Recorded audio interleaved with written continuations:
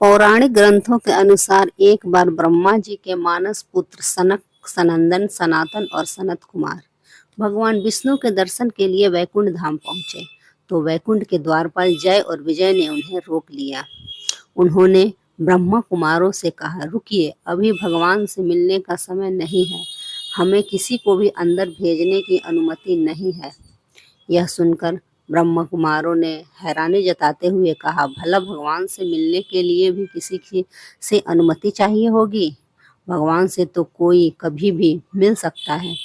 इस पर जय विजय ने कहा कि आपकी बात तर्क सम्मत हो सकती है, परंतु हमारे कार्य क्षेत्र से बाहर है। इस क्षण हम आपको अंदर जाने की अनुमति नहीं दे सकते। इस पर ब्रह्म कुमारों ने जय विजय को धरती पर जन्म मरण के बंधन में गिरने का श्राप दे दिया और वहां से चले गए। यह श्राप पाकर जय विजय जोर जोर से रोकर विलाप करने लगे। तभी भगवान विष्णु जी वहां आ गए और उन्होंने जय विजय से विलाप का कारण पूछा। जय विजय ने भगवान को पूरी बात विस्तार पूर्वक बताई।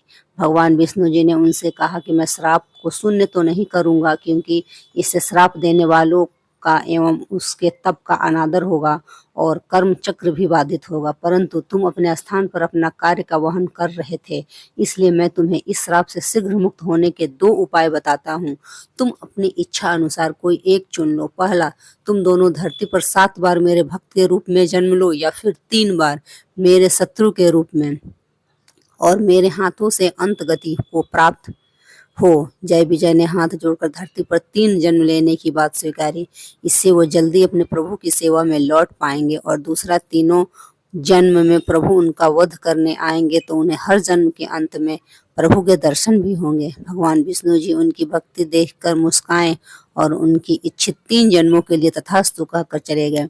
इसके बाद जय विजय अपने पहले जन्म में हिरण्यकश्यपु व हिरण्याक्ष नाम के दैत्य बने। जब हिरण्याक्ष ने एक बार धरती को उसकी कक्षा से बाहर खींचकर ब्रह्मांडीय सागर में छिपाने का प्रयास किया था, तब भगवान विष्णु ने वराह अवतार लेकर उसका वध किया और धरती को पुनः उसके स्थान पर स्थापित कर दिया। अपने भाई की मृत्यु से हिरण्यकश्यपु को बहुत क्रोध आया और ब्रह्मदेव से कई तरह के वरदान पाकर वह स्वयं को अमर समझने लगा और भगवान की सत्ता को नीचा दिखाने का हर संभव कार्य करने लगा। यहाँ तक उसने अपने नारायण भक्त पुत्र प्रहलाद को भी सताना शुरू कर दिया। तब भगवान विष्णु ने नरसिंह अवतार लेकर हिरण्यकश्यपु का भी वध कर दिया। फिर जय विजय अपने दूसरे जन्म में रावण और कुंभकर्ण बने। इस जन्म में रावण लंका का राजा था और कुंभकर्ण उसका भाई।